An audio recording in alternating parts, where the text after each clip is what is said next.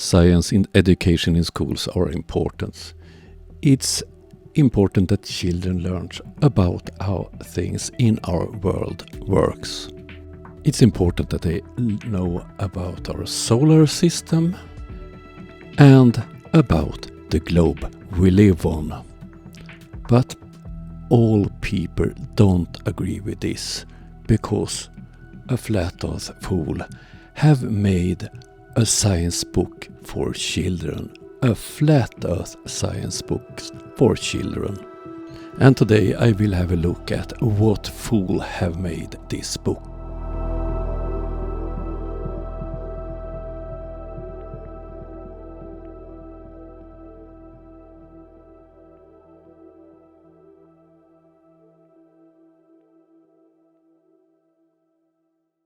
Hello, Melody. It's been a little while since we've last had you on here.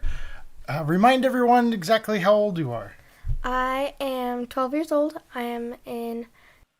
So, the one behind this book is Kyle Adams, and he continues trying to teach his children this flat earth nonsense. So I'm actually writing my own textbook. Okay. I'm writing my own textbook, and today I want to hear what you think about it. Okay. Tell everyone about it. So this is the cover, and I want you to go ahead and I want you to practice reading it, because one of the things about my textbook is I want it to cover advanced material, but I want it to be simple enough for a child to understand. Okay. And so I want you to kind of tell me what you think about it, see how it flows off the tongue, and see how well you understand it. I think I only can stand a short bit of this video. What is science? Go ahead and read that for us. What is science? Most words in the English dictionary have multiple definitions, and the word science is no exception to that. I speed this part up so you can read the text on the screen.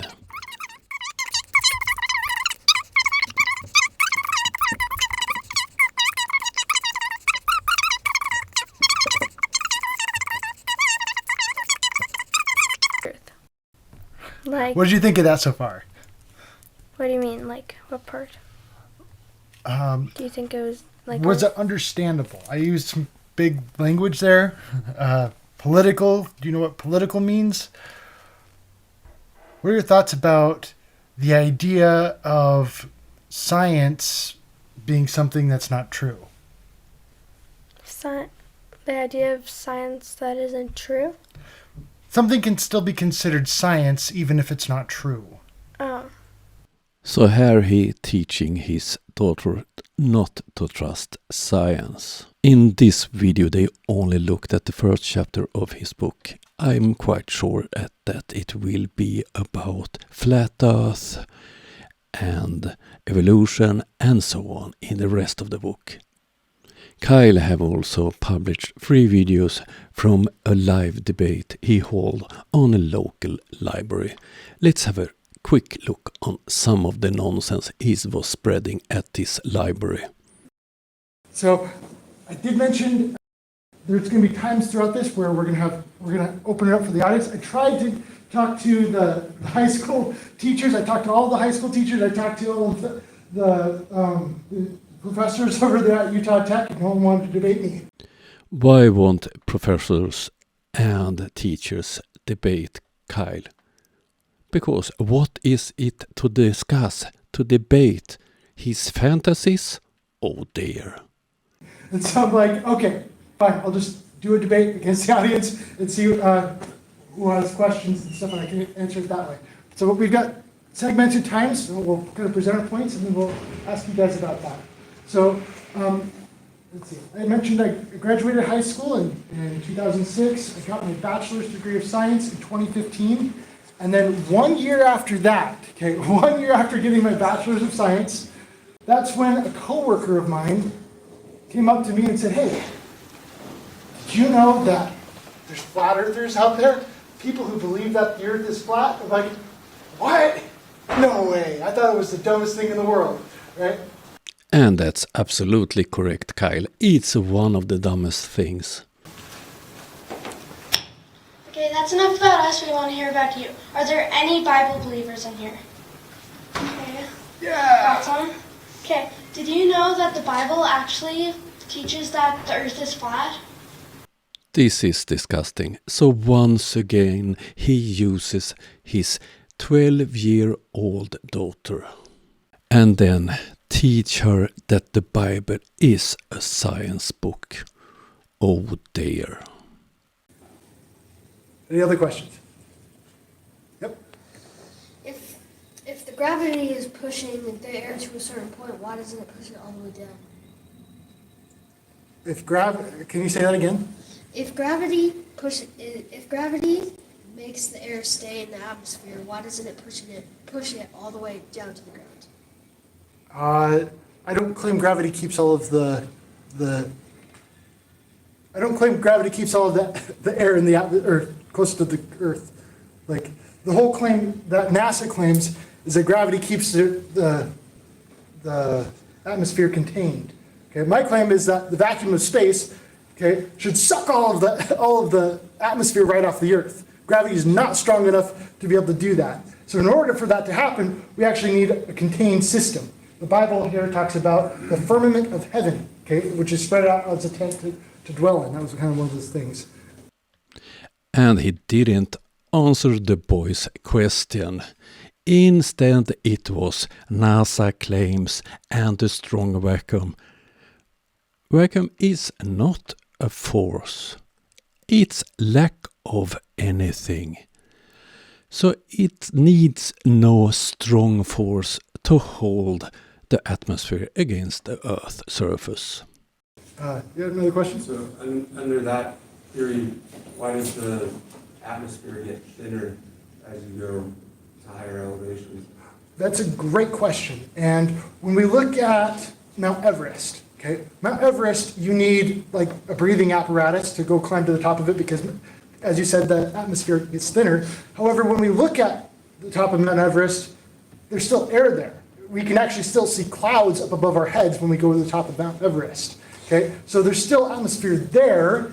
It's just a different consistency. There's different things there. There's different kinds of gases there that we can't really breathe in. And so, yeah, we hear about like helium. There's a lot of helium up in the atmosphere. We get into which we can't really breathe helium. We'll die. So we need to get a higher concentration of oxygen, particularly.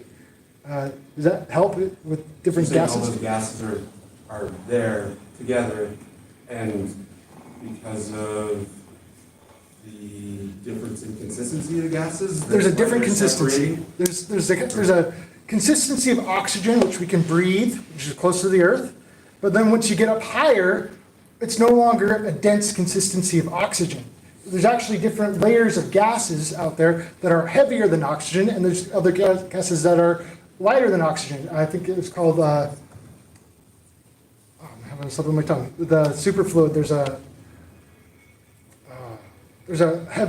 like, I can't think of the name, I'm sorry, but there's a kind of a gas that you can pour into a kind of a fish tank, and you can actually like float a boat on top of this gas. I just can't remember the name of it. And he can't answer the most simple questions. He haven't prepared anything before this so-called debate. When you say heavy, so you believe gravity exists. There's a whole other ball of wax right there, but kind of going with the concepts here. I'm more of a it's a electrostatics person. Okay, yeah, that's a whole other debate field there. But I'm just kind of going with the main concepts of it. I still acknowledge that things fall to the ground, and I just think there's different forces for it. You talk to Neil Tyson over there, and Neil deGrasse Tyson, he'll say that. What is gravity? And he'll say, I don't know, next question. And Kyle flees from the question again with his electrostatic nonsense.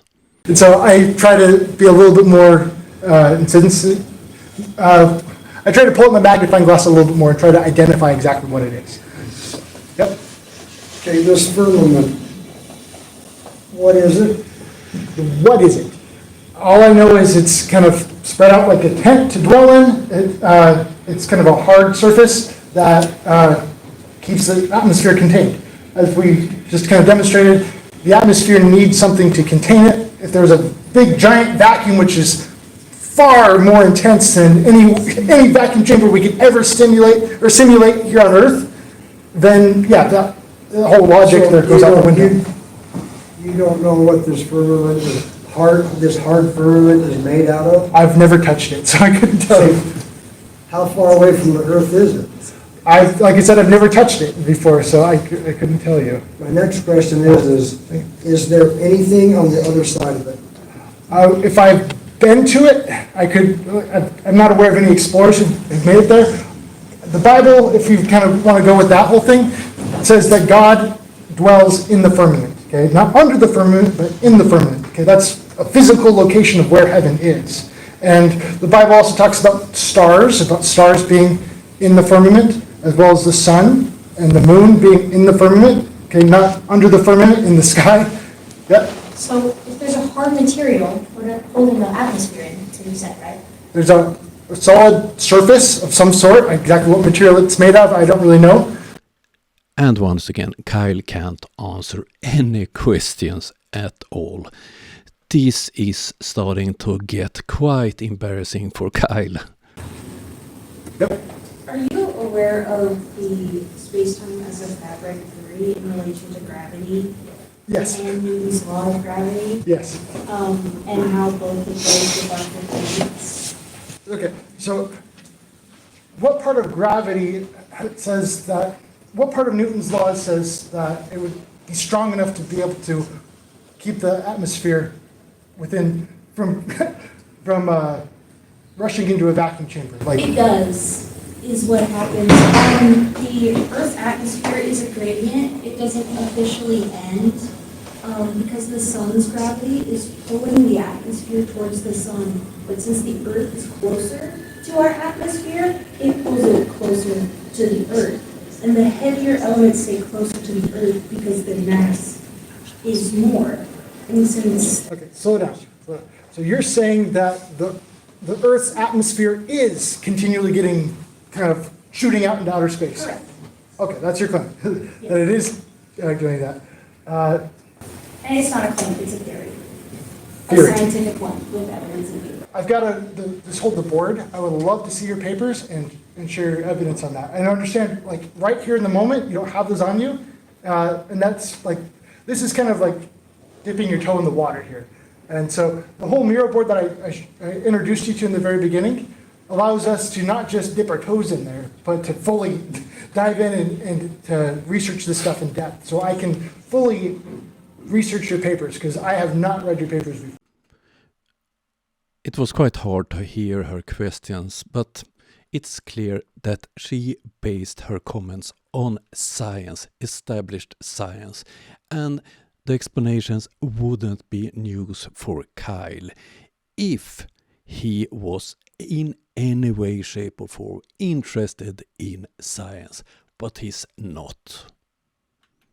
Yes. So would you say that your interest in this came from a more spiritual perspective versus a scientific perspective, and then now you're kind of backing it with some scientific things you're learning? There is a spiritual aspect of this. That was kind of the thing that kind of opened my eyes. And that's been like a really interesting thing to it, okay? Because, you know, I've gone and read the Book of Mormon, and I've had a big spiritual confirmation for reading that.